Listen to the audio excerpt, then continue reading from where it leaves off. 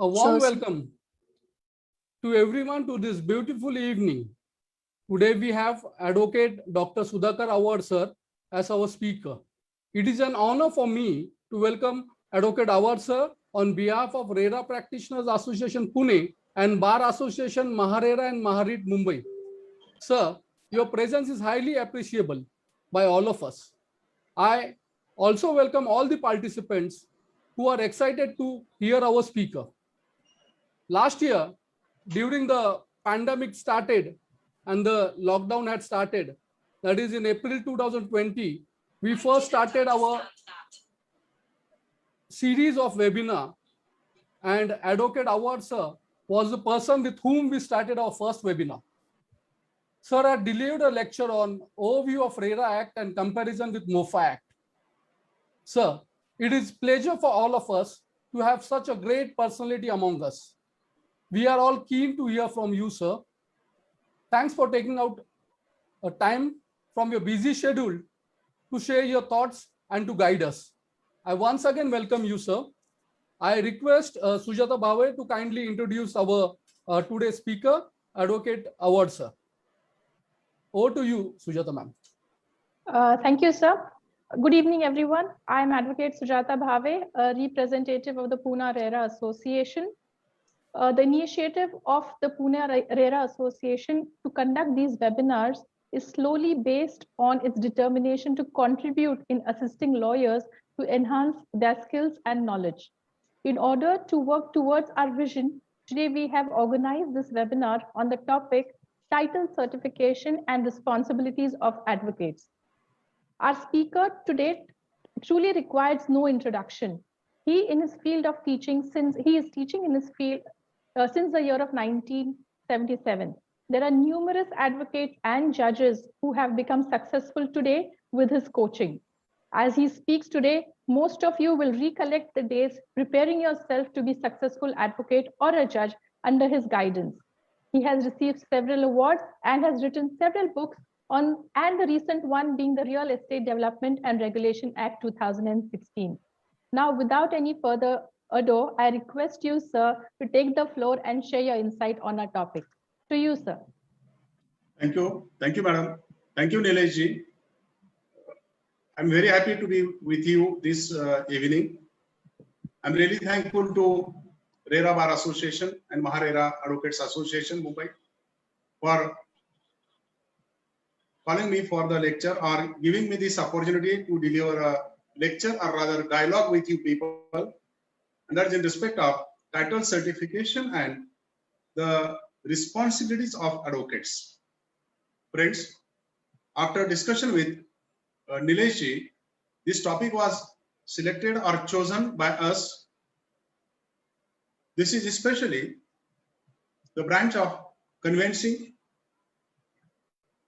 especially in Maharashtra. Those advocates who undertake the conveyancing work as a part of the civil practice, which involves drafting of deeds and documents, registration of such documents, and issuance of search and title certificates and reports. In this behalf, before we proceed to understand how we shall conduct the process of title certification, let us first try to understand why at all it is necessary to understand this branch of title certification. Branch of title certification, friends, is very vital nowadays, because when I had been in the Bar Council as a member and as the chairman 20 years back, and thereafter also I am associated in different forms, most of the complaints against the advocates are regarding professional misconduct, and most of the cases relate to search report and title certification. Not only this, but on many occasions, there are criminal cases instituted against lawyers for giving improper or rather wrong title certificates. There had been cases when notaries and advocates were booked for giving bogus, false or erroneous title reports and certifications. It is said in the practice, friends, as a lawyer, you have to defend your client, you have to protect his interest, but at the same time, you must learn to protect your own interest. By acting as a lawyer, you have to protect your own position, and usually my experience for so many years in the practice and in the Bar Council tells us that most of the time, the problem or the trouble is created not by the opposite party, not by the opposite client, but by our own client. And therefore, friends, let us in today's dialogue ensure that we, as a lawyer, giving or issuing title report or search report, are not committing any errors within the meaning of issuance of the title report as per statutory provisions. You'll ask me that whether there is any law regarding lawyers or advocates which fixes liability on us. And yes, friends, at the outset, I will say that there are three provisions wherein we as the lawyer are responsible. First, there is a provision in Advocates Act of 1961, Section 35 thereof. Then there is a provision in Section 3 of MOFA Act. And then thirdly, there is a provision in respect of the RERA Act regulations issued by the Maharashtra state. Especially at these three places, as per RERA, as per MOFA, and as per the Advocates Act, we, the advocates, are responsible while issuing such search report and title certificates. What sort of liability we may incur if, say, for instance, we have not done our job correctly, we are negligent, then in such a case, in what way a lawyer may be responsible for consequences of such false or rather erroneous or title certificate issued under negligence. And friends, there are three categories of the responsibilities. There are three categories of the consequences. First category is in respect of the professional misconduct. Under Section 35 of the Advocates Act of 1961, there is always that hanging sword on the head of the advocate. If there is any negligence on his part, then there is a case made out in respect of professional misconduct. And then, as you know, there are disciplinary actions by the disciplinary committee of the Bar Council of Maharashtra and Goa, and ultimately the Bar Council of India, subjected to appeal to the Supreme Court.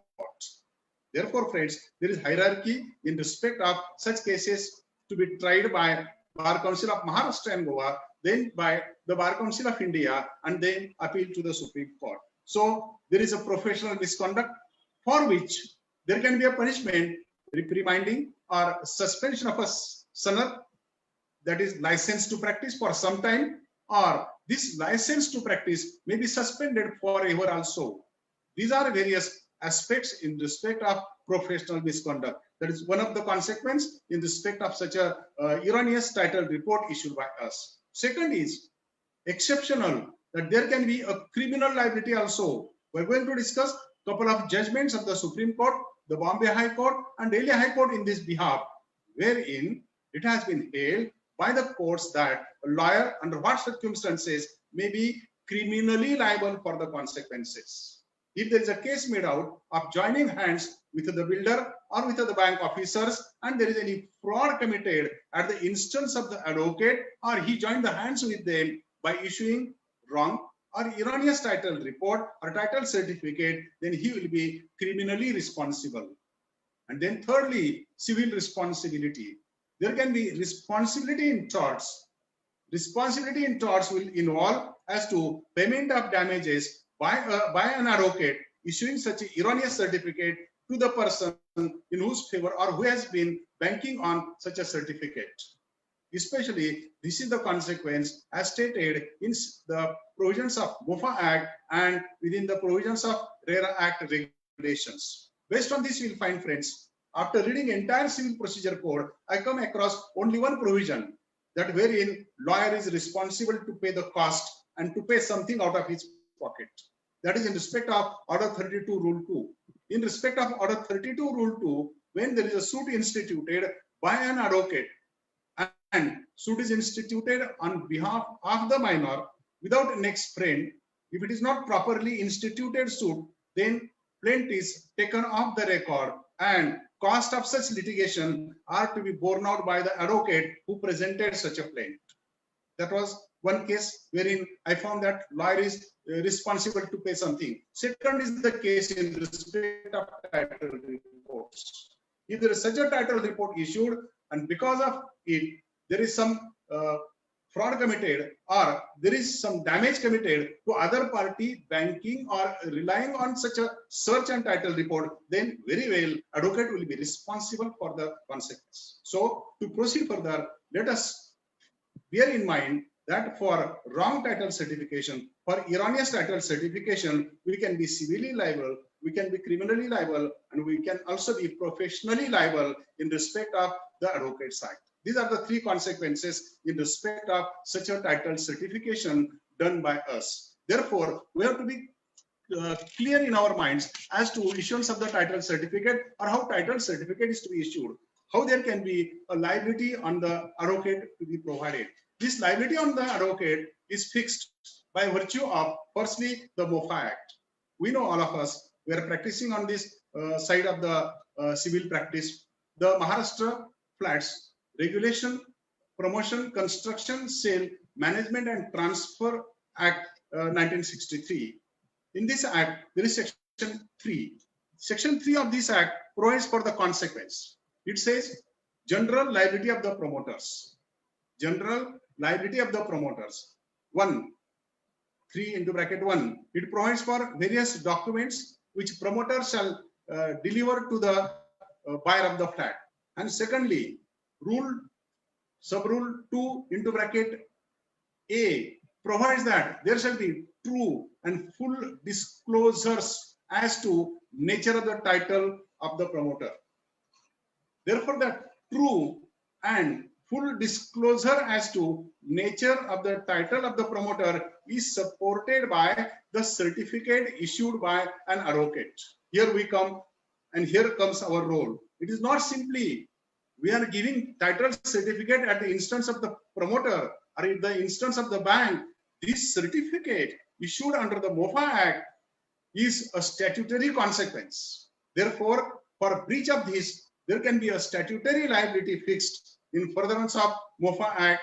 Lawyer's liability is not merely in respect of the Advocates Act, but also in respect of the MOFA Act. And then, friends, we come to the third aspect. Third aspect is in respect of the RERA, the Real Estate Development and Regulation Act of 2016. Therein, the rules have been framed by the state in the year 2017, and as per that rule, there has to be no encumbrance certificate to be issued by advocate. We'll discuss in the course of the discussion. As per the MOFA Act, a lawyer or advocate having standing or practice of not less than 3 years shall issue such a certificate.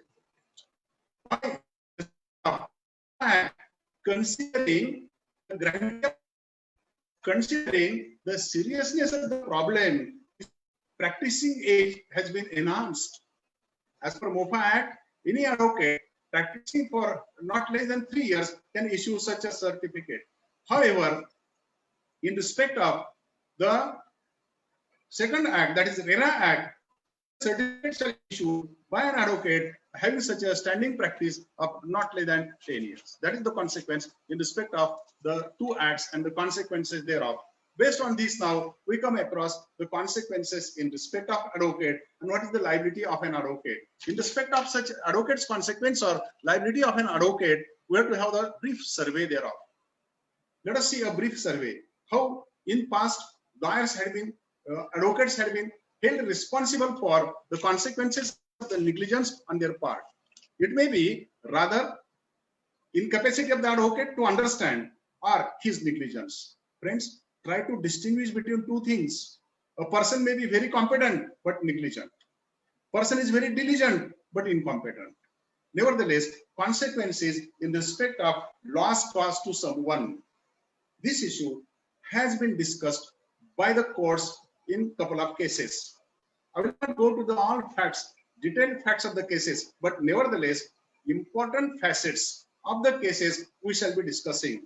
First of all, such cases was the case of Ramanikhlal Tulsidas Kotak versus Varsha Builders and others. Case was decided by Bombay High Court and has been reported in AIR 1992, Bombay at page number 62. Judgment has been delivered by Justice D.R. Dhanuka of the Bombay High Court. In this case of Ramanikhlal Kotak versus Varsha Builders, issue was before the Bombay High Court that in what way certificate can be issued and what is the responsibility of an advocate. Law has been given, law has been laid down in detail by the Bombay High Court.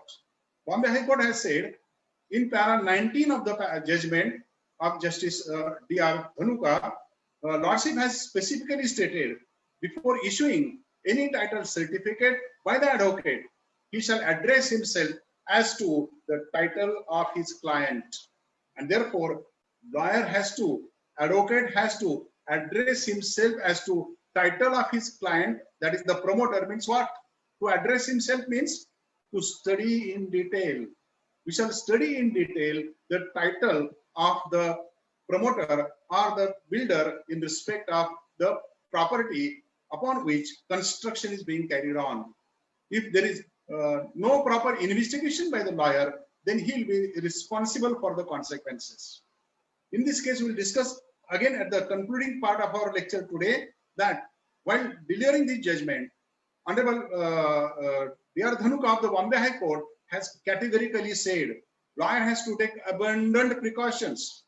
He has to take utmost precautions while issuing such a certificate. First, we generally do not do it, but we have to do what? First, he says, Lordship said, first you obtain affidavit from your own client.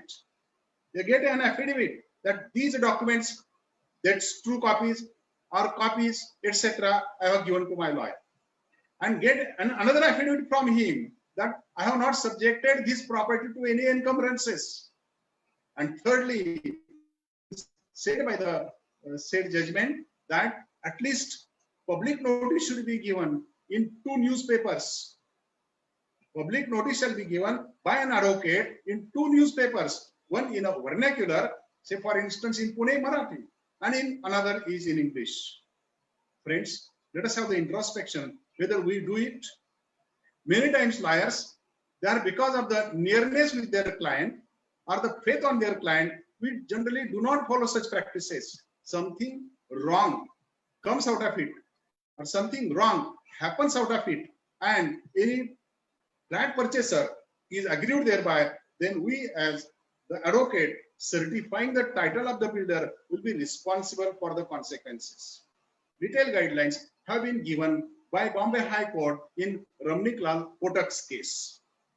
Then this was one issue as to Section 3 of the MOFA Act and liability of the advocate in respect of title certification. Then second is the case wherein there was a criminal consequence involved. That criminal consequence was in respect of Central Bureau of Investigation versus K. Narayan Rao, decided by the Supreme Court. And that case has been decided by the Supreme Court, which has been reported in 2012-9 SCC, page number 512. Justice Ranjan Gogoi and P. Sadasivam, they have decided this case. This was relating to bank transactions. We see today many of our brothers and sisters, they are on the panel of banks. They are on different financial institution panels. And while being on institution panel or bank panel, we have to issue such reports in respect of loan transactions. In respect of such a loan transaction, such a certificate was issued by an advocate. Ultimately, it was found that bank officials, persons in between, they have committed a fraud on the bank to the tune of few crores of rupees. The version of the CBI was the advocate involved in this case is also to be joined as an accused because he had joined hands and he was hand in blows with the criminals. Therefore, he should be joined as the criminal participant in this case. Issue ultimately had been to the Supreme Court. Issue had been to the Supreme Court whether this Advocate K. Narayan Rao is responsible in criminal consequences for giving erroneous search report. And here the Supreme Court very explicitly has said, no doubt, if lawyer has intentionally joined hands with them, then he will be criminally responsible. If he has joined hands with the criminals intentionally, then he will be responsible for the same. If, however, a lawyer, while certifying title report or issuing title report, he has said and he has taken sufficient precautions in his report itself, then he may not be criminally liable. So, friends, there is a very thin line when we are liable and when we are not liable. So as to save our neck from the criminal consequences while issuing search report, we have to ensure that every precaution is taken while issuing such a certificate. What precautions is to be taken, we are going to discuss hereafter. But in this case, ultimately, the Supreme Court acquitted and it was clashed against the advocate in the Supreme Court. But you'll find, friends, from the trial court up to the Supreme Court, going there itself is a punishment for the advocate. Let us take proper precautions, otherwise we may be criminally liable for the consequences. Similar cases to be found in the case of S.M. Yadav versus Central Bureau of Investigation. Such cases of frauds, when the amount is huge, when amount in crores of rupees, there are such huge financial frauds, cases are referred to CBI. And especially notaries and our advocate brothers and sisters issuing search reports that involved in such cases. In this case also, this Yadav and Company was a law firm. This Yadav and Company was a law firm and they were acting on the panel of a bank. They issued a search and title report in this behalf. However, it was committed by the borrower and it was contended by the Central Bureau of Investigation before the Delhi High Court ultimately that this advocate, his office therefore to be joined as matter ultimately from the trial court, it came to the Delhi High Court.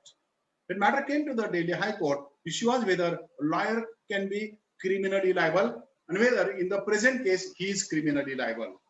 You'll find, friends, in that case, Justice Gupta of the Delhi High Court has held a lawyer can be criminally liable also. In the earlier case, Justice Ranjan Gogoi has also held that a lawyer can be criminally liable. But fortunately, in both the cases, considering the facts, nature of the case, was found that lawyer was not responsible because he was not party to the fraud. Giving false report is different. Giving erroneous report is different. And joining hands with the criminals is different.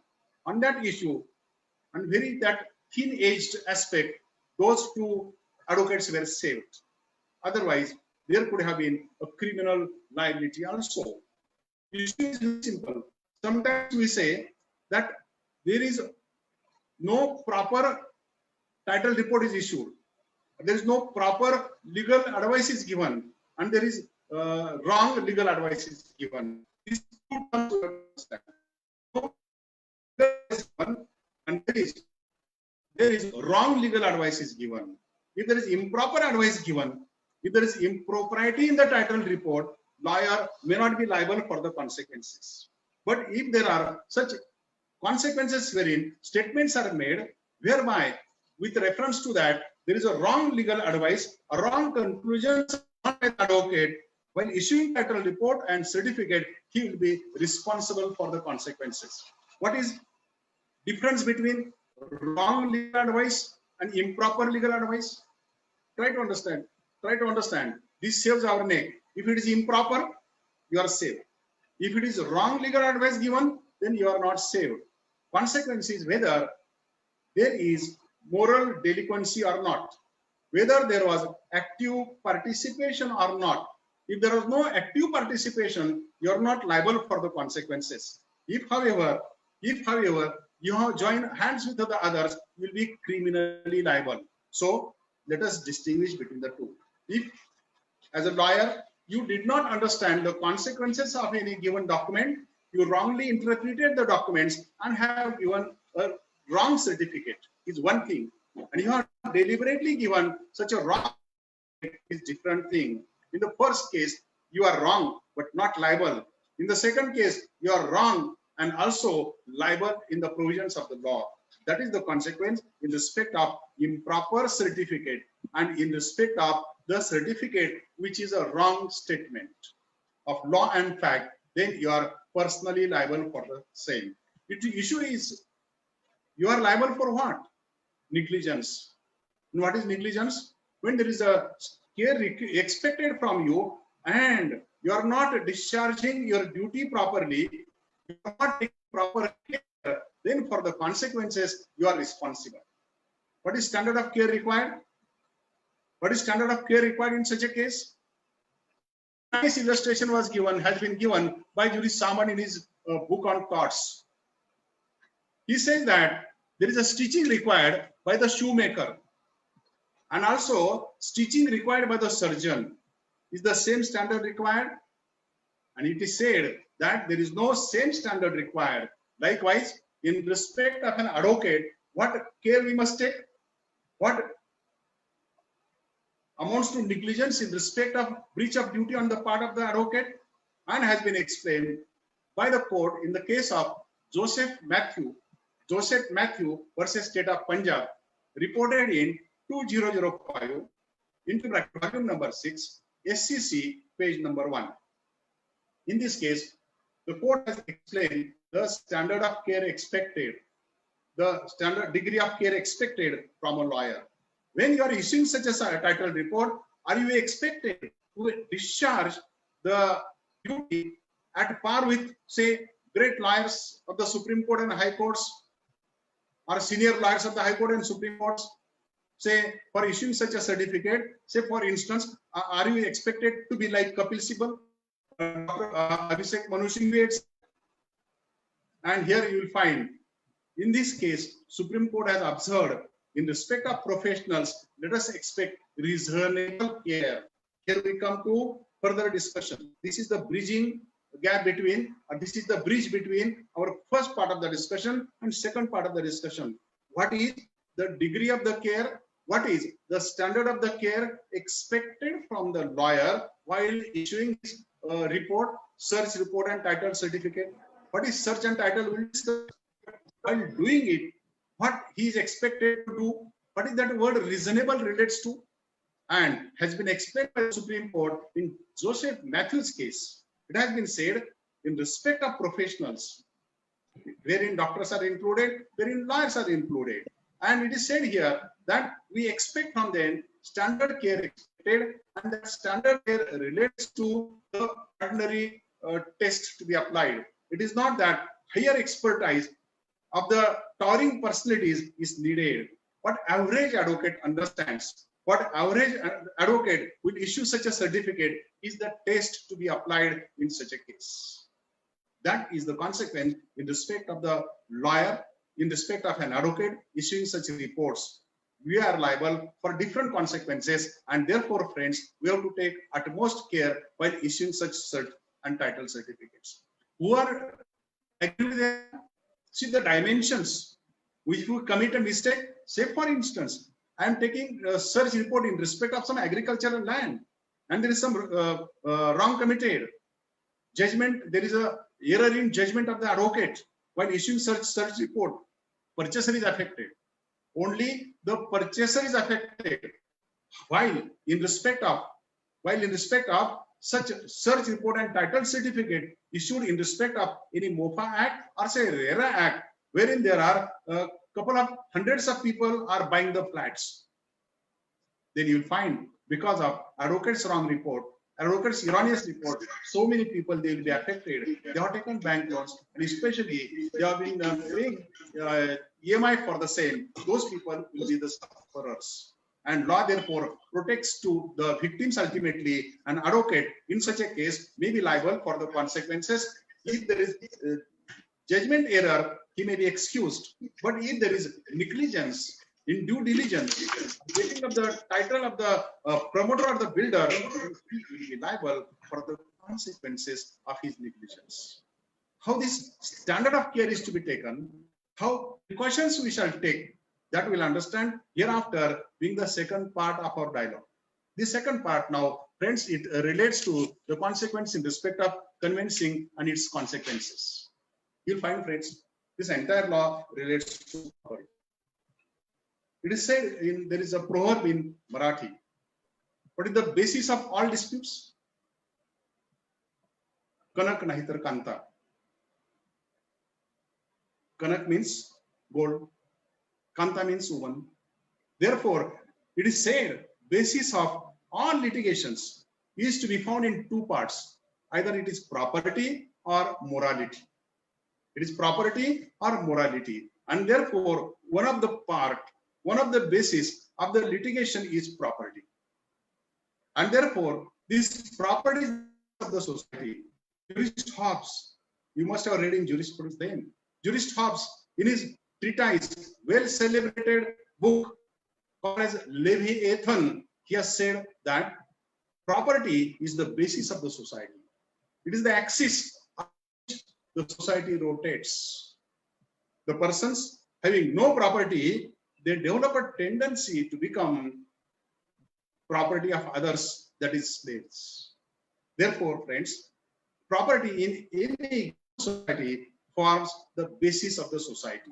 And we, the lawyers or advocates, frequently are required to draft deeds and documents for transfer of the properties or in respect of securities created or mortgages created or the incidental documents in respect of such transfers. Friends, earlier it was very easy to draft such deeds and documents because it was agricultural land in a village or small villages and towns.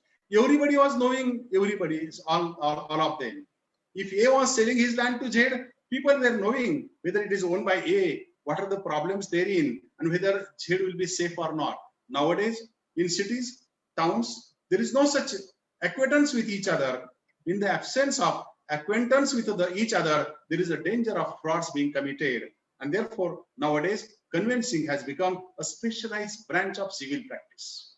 We, civil lawyers, we shall take utmost care while issuing such search report and title certificates. What is search report and title certificate, friends? It is also called as due deliberations or waiting of the title.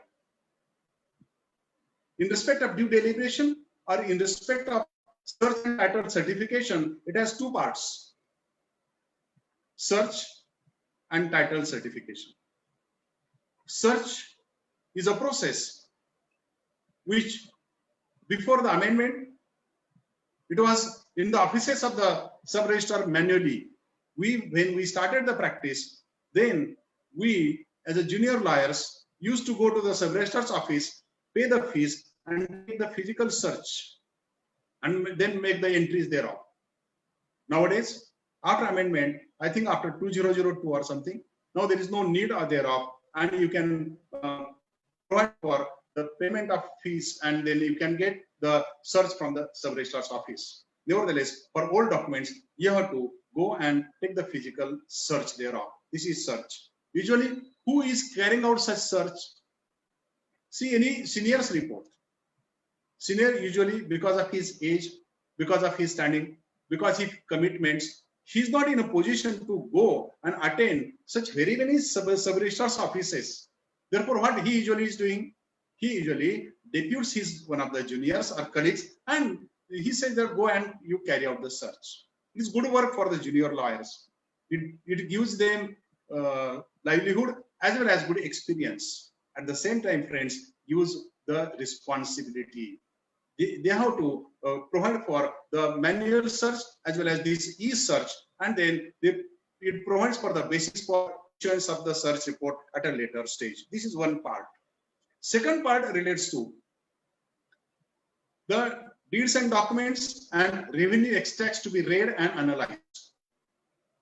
First, it relates to the record of rights and extracts thereof to be seen, to be analyzed, And secondly, various deeds and documents. These are two parts of our process of title certification. In this process of title certification, when we are required to issue such a certification of record of rights and extracts of record of rights, then we have to understand in little bit detail. When you are practicing on this side of the civil aspect of the course, then let us have in 2-3 minutes time how this system of record keeping started in India. And especially you'll find it goes back to Kautilya. Kautilya has made a detailed provision in respect of land and in respect of revenue to be paid to the state. But in the systematic form, it started in India in the year 1540 during the period of Sher Shah. He provided for payment of land revenue on crop value method. Or money conversion, payment of revenue to the state during Shah period. Then really this system was modernized by Todarmal, who was minister of Akbar. Emperor Akbar and his minister Todarmal, he provided for rather a scientific basis for the land and assessment. He provided for survey of the lands, and during a period of 1571 to 1582, he completed the survey within the empire of Akbar, and system was based on that. Then there was Malik Ambar, who was at Ahmednagar, who provided for fixation of land revenue and the methodology to be adopted. Especially during East India Company, method was adopted by them, and they were doing such trial and error methods. They were carrying out experiments in India, and carrying out experiments in India, they were stating various aspects of the lands, the crop classification, its value, etc. But Britishers, they were jealous too. They were providing for experiments to come up with the modernization of the entire system. Accordingly, there was a field classification, survey numbers provided as per the Britishers' plan. Especially you'll find today, we get village map. Village map was prepared for the first time in India in the year 1838 under the directions of the British people. And then the conversion of the land revenue in terms of money was done on rupee scale in the year 1840. From 1840, this land revenue is payable in terms of rupees. Then it was rupee, ane, etc. Rupee, ane, pai, etc. Now it is in rupees and paisas. This system started in the year 1840. This system was provided, especially the entire system was going on, but its revision, its modernization was done at Indapur in Pune district in the year 1868. In India, during British India, in the year 1868, first proper method of assessment was laid down at Indapur. And then there was an act passed by the Britishers that was called as the Bombay Hereditary Offices Act of 1874. And then there was an act called as the Bombay Land Revenue Code of 1879. And there was a comprehensive scheme in respect of survey numbers, then areas, and then recovery of the assessment. This was thereafter amended, and in the year 1903, there was the basic amendment effected in Bombay Land Revenue Code. When there was basic amendment introduced in the year 1903 and 1913, you know that as per the Britishers, there were various inams given, and therefore there was Inam Commission appointed. Inam Commission submitted its reports in the year 1858, and in furtherance of that, such Hereditary Act was passed. And when this Hereditary Act was passed, you know that there are two things we understand: Kodai Patrak and Alienation Register. Almost all lawyers, they ask for two documents for a search: Kodai Patrak and secondly, Alienation Register. Especially you will find in respect of watans or inams, the consequences are to be found in alienation register. While in respect of ownership of the land, that is to be found in Kadai Patrak. And you'll find therefore from 1913, 712 extract came into existence. What is the basis of 712 extract? Where from those details were taken? Those details were taken from the erstwhile document maintained during the British period called as the Kadai Patrak. From the Kadai Patrak, those details they came to be borrowed and now they are included in the 712 extract and our land revenue code. Then friends, based on this, we come to the next part. After independence, entire law has been changed. And there is a sea change introduced in this land revenue in the form of Maharashtra Land Revenue Code 1966. Let's see, as per this Maharashtra Land Revenue Code 1966, what are the provisions regarding land records? I'll be brief, we know, because land records itself can be subject for lecture itself. I'll be extremely brief. But nevertheless, before we read the 712 extract, before we analyze 712 extract, before we make any entry as to search report, let us see what is this record of rights. And this record of rights and its value is to be seen. And while giving search report, while issuing search report, we have to see that entries in the record of rights, they are not creating any ownership, and that is simply the ownership. But they are not creating any ownership. Therefore, in respect of the Maharashtra Land Revenue Code, record of rights is provided in the chapter comprising of section 147 to section 159. Section 147 to section 159 provides for record of rights, while record in respect of unoccupied lands is provided in sections 160 to section 167. That we know in respect of unoccupied land means, unoccupied lands means those lands which are still in the possession of the government, and especially in respect of such government land, unoccupied land which are not allotted to anybody, then in respect of such land, there is a provision as to Nistar Patrak and Wajib al-Arj. Especially in respect of such unoccupied lands, how they shall be used, that is decided by the collector of the district for the benefit of the villagers. While the first part, section 147 to section 159, they relate to record of rights. They relate to record of rights, wherein it provided that for each village there shall be a record maintained. It is duty of the state. And so there are two things. Say for instance, if any person, he was having his rights in respect of any property, then that was as per the 712 extract, as per the old system. However, if there is any acquisition of rights after 1966, acquisition of rights may be how?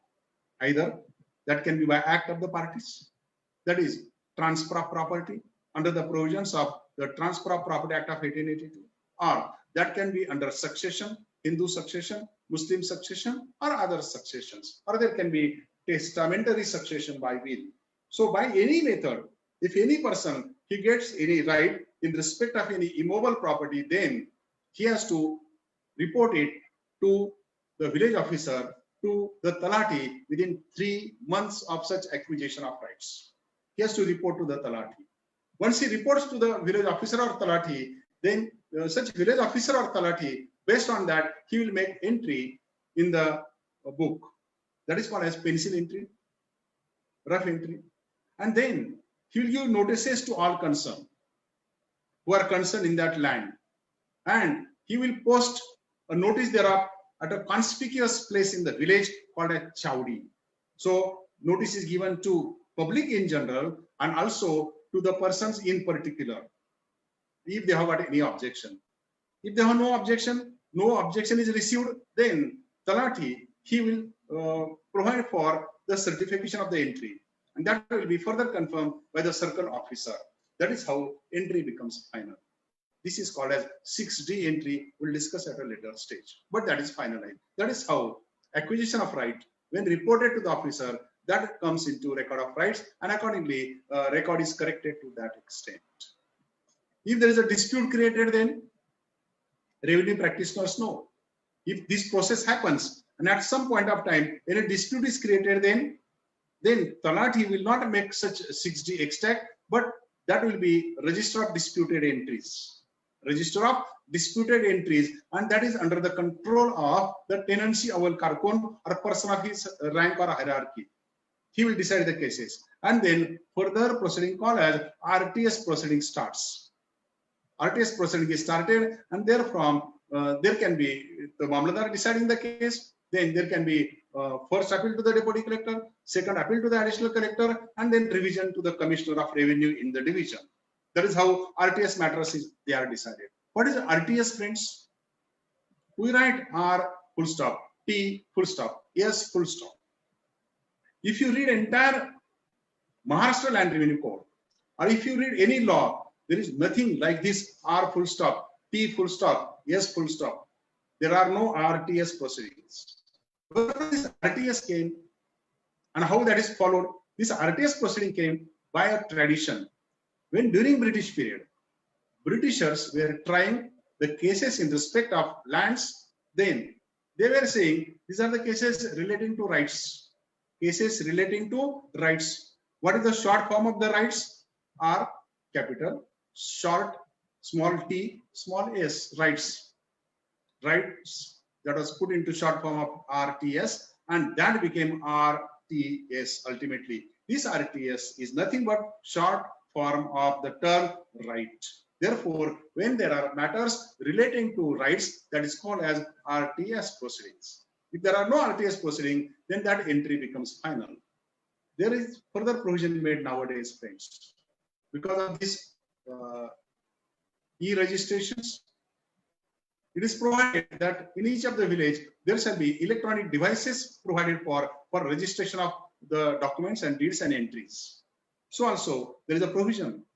If any document is registered under the Indian Registration Act, then in respect of that immovable property, that extract of that document, intimation of that document shall be sent by the registrar concerning village officer.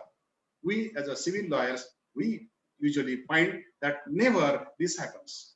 One hand of the government, that is the registration department, never sends it to the other hand of the government acting under the Maharashtra Land Revenue Code, that is Talati. We ourselves, we run in between from the pillars to the posts. We run from the office of the registrar to the office of Talati for entering our names in the record of rights. Nevertheless, by this process, our right is created, and then that is reflected where?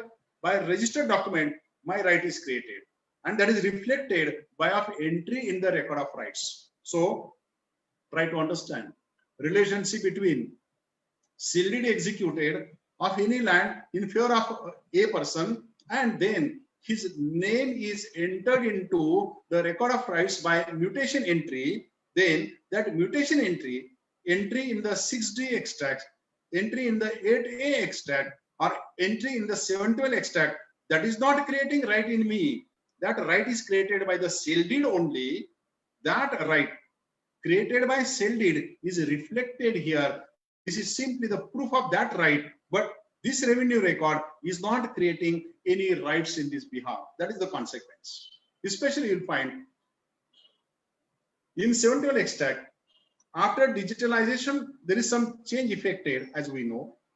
But generally, in this 712 extract, we must understand and we must analyze 712 extract properly. How to do, we'll discuss hereafter. Especially you'll find the second act provides for Indian Registration Act of 1908. The Indian Registration Act of 1908 provides for two aspects. Especially there are documents which are compulsorily registrable document as per section 17, and other documents which are not so compulsorily registrable under that act yet registered. And therefore, in respect of such registrations, there are 5 categories of the books maintained in this office. First, book number 1, wherein documents and memorandum in respect of immovable property, they are registered. Book number 1.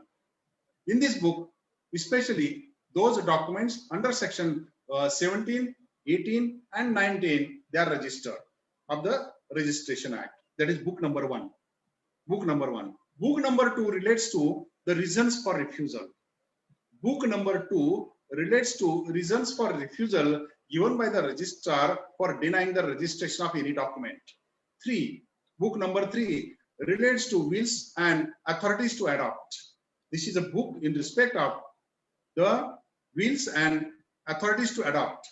Then comes book number 4, and that is documents not relating to immovable properties. In book number 4, registration in respect of documents not relating to immovable properties or miscellaneous documents that are registered in book number 4, while book number 5 relates to deposit of wills.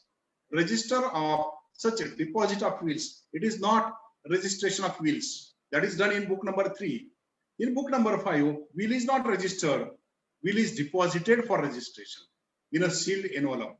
Then that is registered as per book number 5. Based on this, there are various indices issued. Index is singular. Indices is plural. Ekvachan, anekvachan. We say always say index 2. What these indexes are is provided in this act. So, as per Indian Registration Act, index 1 relates to names and additions of the persons in the deeds and documents. If we ask for index 1, that provides for names and additions of the persons. If we go for index 2, then particulars of the documents, particulars of the document under section 21, they are provided in index 2. Usually we go for index 2 of the document. All particulars under section 21 of this act are to be found in index 2. And then index 3, that provides for names and particulars of the persons regarding will. And then the index 4 relates to particulars in respect of the book 4. These are technical things we have discussed. Based on these technical things, from the record of right, from the Land Revenue Code, and from the Indian Registration Act, now let us come to lawyer's job. Hereafter, say for instance, you have asked your client that bring this document and bring that document, and you are now sitting for analyzing the documents. Once documents are collected from these different sources, especially by application of these two laws, then once document come on your table, how you shall analyze them. And especially while reading, interpreting, and understanding the revenue record, you have to just read one judgment in this behalf. Judgment is very interesting. That judgment, name of the judgment is Namdev Panduranga Khedkar versus Shashi Gupta. That is reported in 2014, volume number 3, All Maharashtra Reporter, page number 592. In this judgment, various aspects, various facets, various colors in respect of land records has been explained by the court. It is said in this judgment, ultimately, revenue record is not a document of title. It has a presumptive value, but it is a proof of the ownership, but by itself, no title is created. That is the consequence in respect of Panduranga Khedkar's case. You read that judgment. The consequence is to be found how to provide for and how to go for analysis of the title of any person to that particular property. And matter is very simple. Friends, first, if you take the 712 extract, before digitalization and after digitalization, there are only 1, 2, 3 changes expected. Otherwise, it is the same thing. Especially you'll find, first always read so as to understand the nature of the interest of the particular person. We have to see what sort of interest he has, what sort of ownership he has, and especially such person's ownership may be either holder or occupant class 1, or holder or occupant class 2, or there can be government places. You have to understand. It is said all lands they are held by the sovereign. All lands are owned by the state. We are the authorities, the occupants, we are the holders. It is a misnomer to say we are owners, we are holders, we are occupants. Especially the Maharashtra Land Revenue Code uses the word holders or occupants. So we are occupant class 1 or occupant class 2. There is a difference between occupant class 1 and occupant class 2. In respect of occupant class 1, there is no restriction as to alienation of the property. For transfer of the property, there is no permission is required. There is no restriction. I can transfer such a property without anybody's interference and anybody's prior permission. Then that is said to be occupant class 1. Occupant class 2 is a different thing. In respect of occupant class 2, I am owner, but nevertheless, my transferability, its alienability is subjected to the control from the government or some agency. That is government part. Therefore, it is said to be occupant class 2, usually inam lands or watan lands, etc. And then comes the third category, government leases. Sometimes government lands are leased out to different persons, then therefore different tenures and different terms, and therefore such person is holding such lands subjected to the terms of the grant in respect of such a person. So land is owned by the state, we are a grantee only. In one of the lectures, a young advocate asked me a question. Sir, even though you say that government is the owner, but say for instance, a person he owns agricultural land, or a person he owns any building, then he is owner of that agricultural land for generations together. Then where is the question of state becoming owner? And then I gave him simple illustration thereof. I said, look, it is true that when person is holding any agricultural land as a grantee, as occupant class 1 or holder class 1, then he is as good as absolute owner, but he is not absolute owner. Ultimate ownership of the state prevails. How come? How we can prove? Say for instance, take simple illustration. There is a provision in Maharashtra Land Revenue Code. If a person intentionally fails to cultivate his agricultural land for 2 years, 2 or 3 years consecutively, then what happens? Even though I am owner, can I intentionally keep my land un or non-cultivated for years together? If I am owner of house, I will keep it locked. But if I am owner of agricultural land and I am not intentionally using it for years together, then provisions in Maharashtra Land Revenue Code will apply. What is the consequence? Most of you know. Kai serasto sarkari kiwa akari par.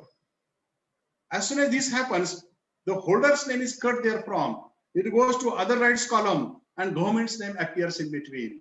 So government is the ultimate owner.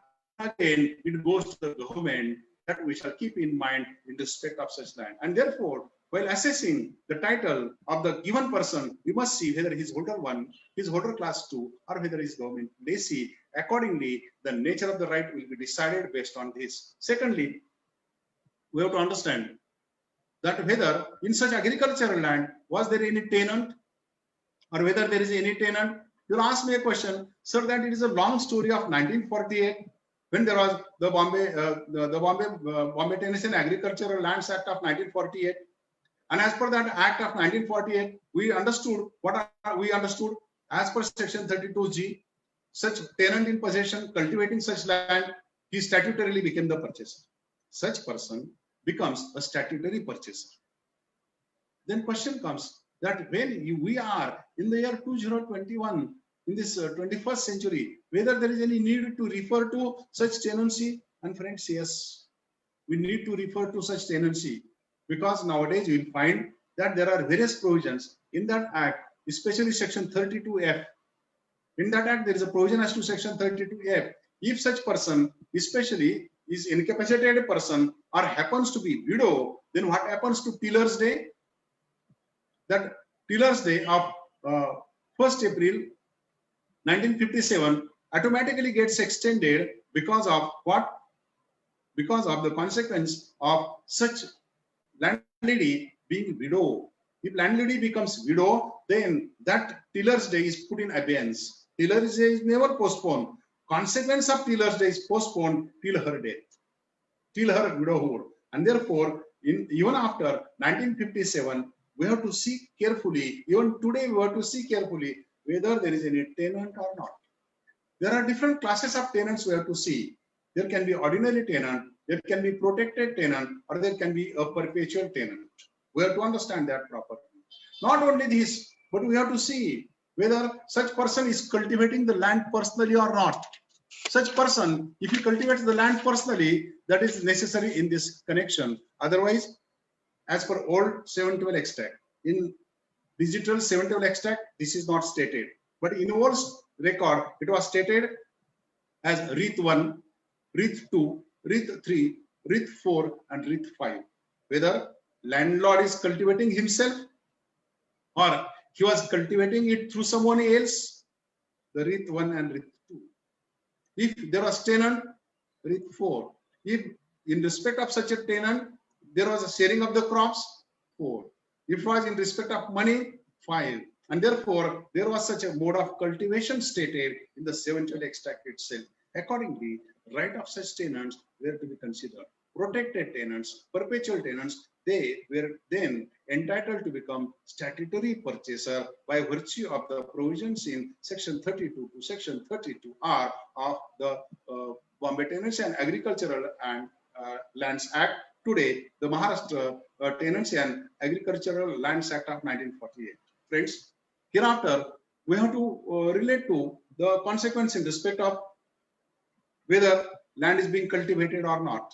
In cultivation column, it is usually the crop inspection, usually done in September every year, is stated. Otherwise, if it is uncultivated, there is word per. So land is uncultivated and is not subjected to taking up the crop by the landowner, that is stated there. Then we go in respect of title tracing of such agricultural land. We have seen the philosophy. Now let us go to the actual consequence. If in respect of any property of which earlier it was agricultural land, how you will trace the history? Well, tracing the history, first we have to make a table. First we have to make a table in respect of mutation entries. So as to have the flow chart of the title, you have to maintain a flow chart of the title. Who was the earlier owner? Then who was the next owner? Who was the next owner? Whether there was a transfer, whether there was a succession, etc. So make a table like the mutation entry number, then nature of the transaction and the consequence. Then in fact, you'll get the flow of the title itself, how from A to Z property has been transferred.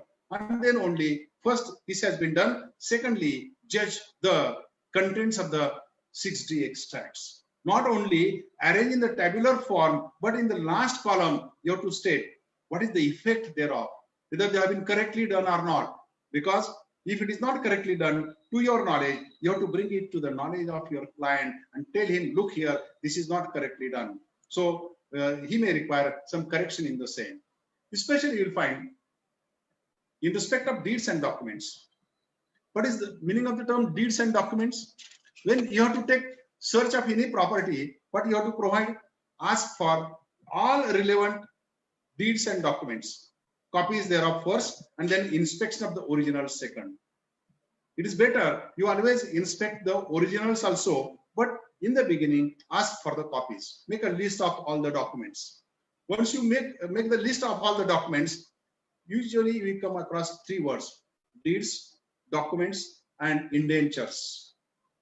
What is the term indentures? If you read the drafts of solicitors, then they are titled as indentures. What is the meaning of the term indenture? Do you know? To indent means what? To indent means to cut uneven. So friends, in those days, what happened? When there were no proper methods of registration provided, then such a transfer was effected. When such a transfer was effected by a document, it was written at home in the presence of panchayats or witnesses. And then that was cut in between. That was cut in between. Half part was given to you and half part was retained by me. Those cuts were to be fitted into. Whenever the document was brought together, then that was brought together, that was fitted. That intended part, uneven cut part was put together. Therefore, such documents are called as indentures. Then there are deeds. Deeds are of 2 kinds. Either deeds are deed polls, or they can be bilateral or multilateral deeds. Deed polls means there is only one party. Deed polls means there is only one party, like power of attorney. I myself give a power of attorney. This is deed poll. While there can be bilateral documents like agreement to sale, like a sale deed, there shall be bilateral or multilateral documents. Such bilateral or multilateral documents we have to read. How to read the documents? If it is simply said it is a sale deed, and we shall presume that it is a sale deed? No, friends.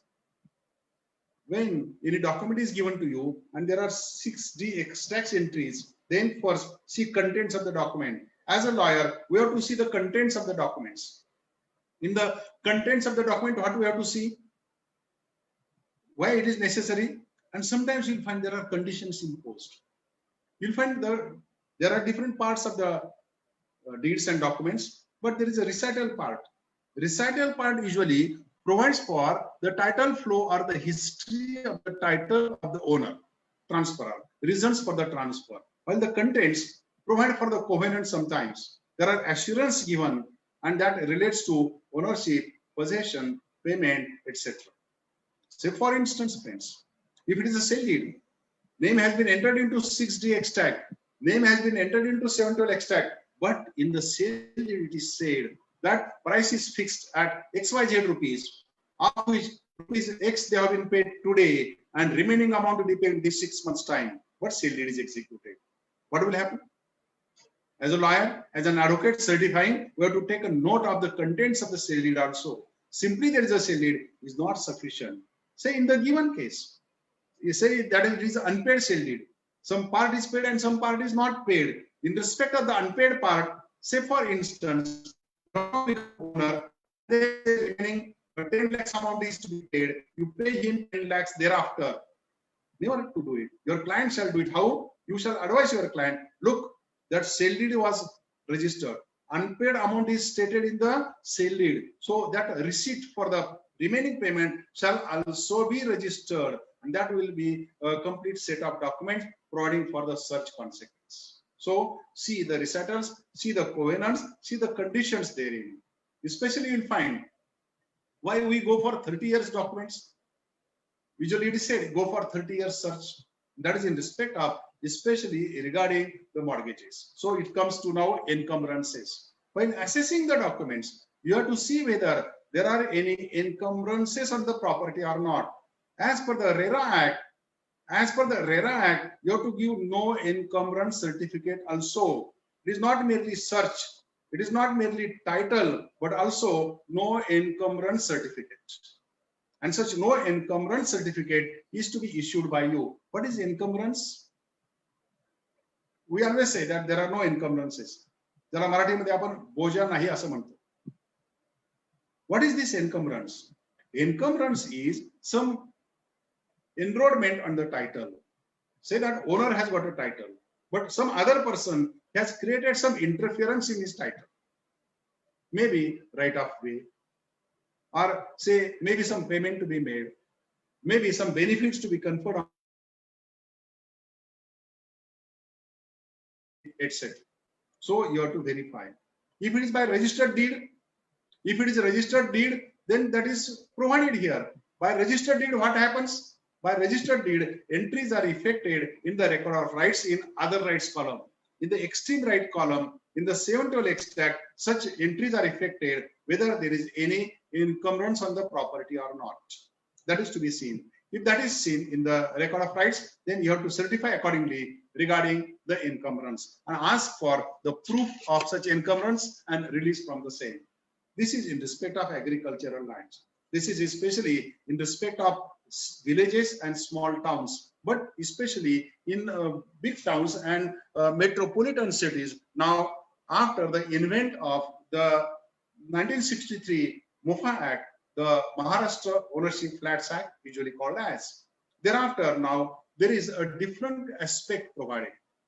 Now people, they come to you not only in respect of land titling in Pune city, but most of the transactions, they are pertaining to apartments or flats or shops. Now friends, it's different to give a title report in respect of agricultural land, but it's different to give a search report in respect of one flat in 100 flats building or a complex. There are 100 flats and shops. You are giving title report in respect of one flat. And therefore, when you are interpreting the provisions of the MOFA Act or the Maharashtra Ownership Flats Act of 1963 and rules of 1971 made thereunder, then look here, you have to understand that land is owned by A. Then builder has constructed the building thereon. He has sold 100 flats to 100 people. They have formed a society and conveyance is made in favor of the society. What is nature of the rights of the member in the property? Say for instance, I am having this flat. In respect of this flat, I am member of our society, whether I am owner of this flat. Technically speaking, legally speaking, land and the building stands in the name of the society and the allottee thereof, or I am having rights as the member of the society. And therefore, while certifying the title of such owner of a flat, you have to certify accordingly. The flat is owned by the society, land is owned by the society, while Mr. A is the member of the society. In that capacity, shares have been issued to him, and accordingly, he is the person occupying the flat and is entitled to hold the such flat in that capacity. Such details shall be stated therein. Matter becomes more complicated, friends. In respect of Apartment Ownership Act, in case of MOFA Act, in case of society, there is collective ownership of all the members together. But in respect of Apartment Ownership Act of 1970, what happens? Land is developed by the builder. Land is owned by A. Builder has developed it. He has constructed, say, 10 or say 20 apartments thereafter. And then he is not forming a society, but he has subjected such land and the building to the provisions of Apartment Ownership Act of 1970. Then you will find land is subdivided? No. But you have got right in the property? Yes. As in case of MOFA Act and collective ownership of the society, in case of Apartment Ownership Act, flat is owned by me. Because in respect of Apartment Ownership Act, builder or the owner of the property, he provides for drafting and registration of what? Firstly, deed of declaration and bylaws.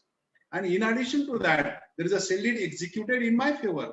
In case of a society, only one sale deed and only one document. In case of Apartment Ownership Act, the document is the deed of declaration and bylaws, and secondly is the consequence in respect of what?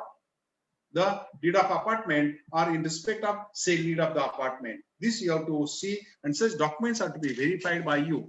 Then we come across a different consequence. In cities, you will find there are bungalow societies or plot owner societies, and the society owns the plots. Say that it is plot owner society. Society owns the plots. Plots are allotted to the members, and member has constructed a bungalow thereon.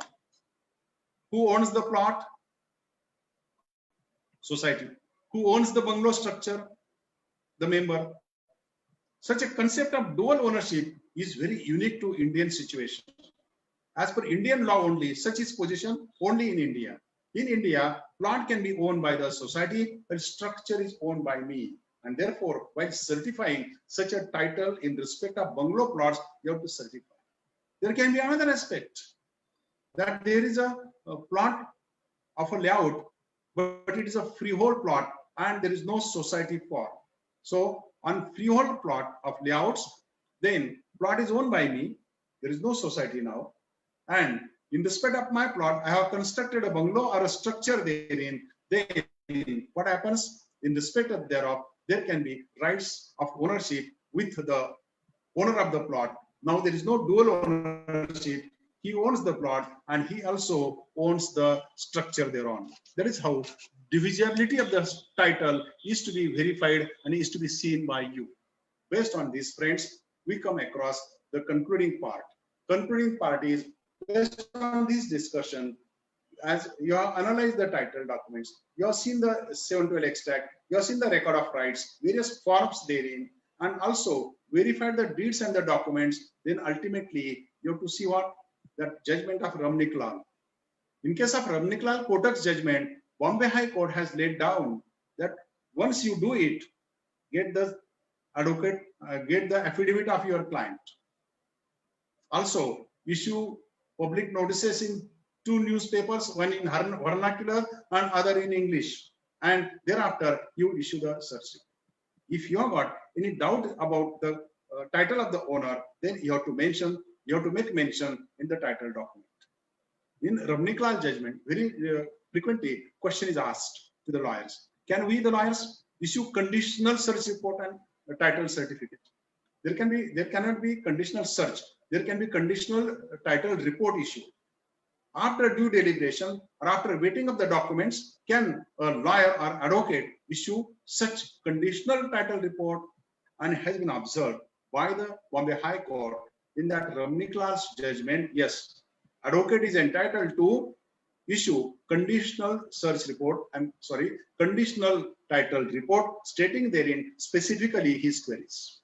And also, if there are any defects in the title, then lawyer, advocate is also empowered. He's entitled, rather, his duty bound to state what are the defects in the title and how the developer or any given person, he has to cure such defects in the same. Especially you'll find based on this, the advocates, they have to safeguard themselves not only against the purchasers, but also against their clients. Usually cases are filed against the client, against the advocates by their own clients. Usually we find that when we win the case, everything goes well, then you are not blamed. But something goes wrong, the first person to be blamed is our own advocate.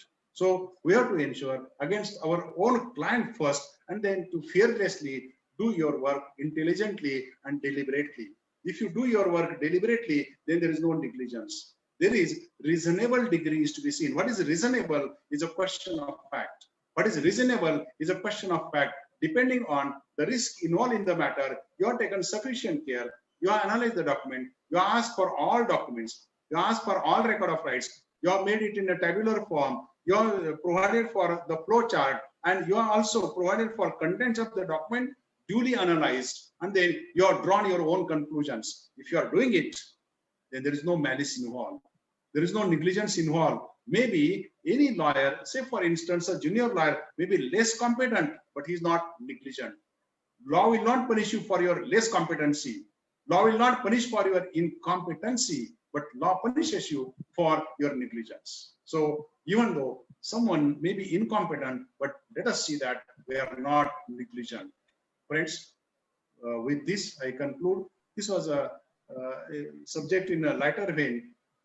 Nowadays, we are all bothered about the different aspects in the society.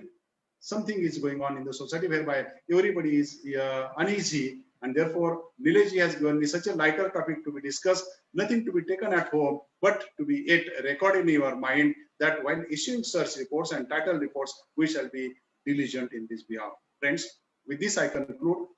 I express my gratitude and thanks to Nilesh and all your office bearers. Thank you very much. Before parting with, I'll make a note, friends. We are seeing nowadays the most of the virus affected people, they are from our fraternity, our brothers and sisters, they are succumbing to the disease, and therefore please take proper care, wear a mask and sanitation, and please take care, stay at home. Thank you very much. I would like to request you here. Thank you, first of all, thank you for the insightful lecture. Our participants want to take this opportunity to ask you a few questions. So with your permission, if I can go ahead. Thank you so much, sir. Yes. So the first question is, does MahaRERA have a format in which a title search report is to be issued? Yes. Now age has been, the practicing age, or rather the practicing years, it has been increased from 3 years to 10 years. Why for? That is the question, right? Madam, that is the question, no? Sir, the question is, does MahaRERA have its own format of title search report? Like every advocate gives his title search report in their individual format. Yes. In the rules of the MahaRERA of 2017, there is a format given, but that format is not a complete format is the guideline to be followed. Similar format is to be found in Ramniklal's judgment.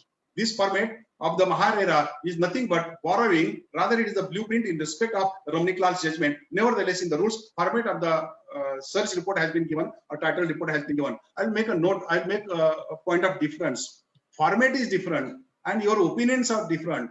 There can be contents provided, but analysis of the content, they cannot be formed. You have to provide for your own opinion in respect of such contents.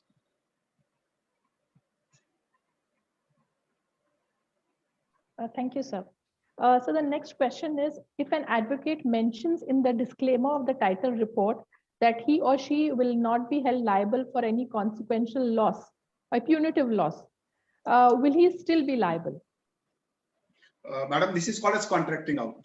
And such a contracting out is not permitted in law. Whenever there is a statutory duty imposed on you, then by your contract or by simply stating that I will not be responsible for wrong done by me, it is not permissible. And therefore, even though it is written by a lawyer as a footnote that whatever wrong is committed in the opinion, I will not be responsible. Rather, this will be more erroneous on his behalf to say so. It is irrational to say so.